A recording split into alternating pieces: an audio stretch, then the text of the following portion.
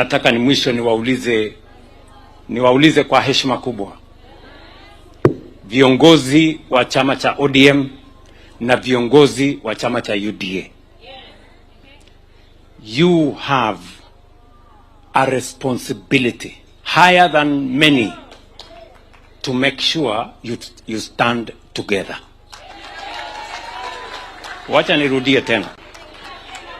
Viongozi wa chama ya ODM na viongozi wa chama ya UDA, tafadhali musigombane, musigombanishwe. You have a responsibility to unite this nation. Musigawanye taifa letu la Kenya. Tafadhali nawaomba.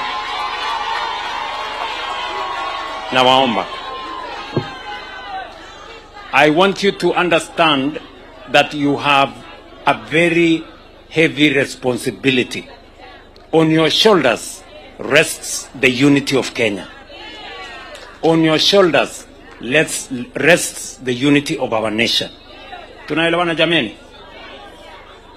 Na sasa mumesikia kwa broad based iko fire na iko power. Ukiongeza fire na power inakuwa fire power.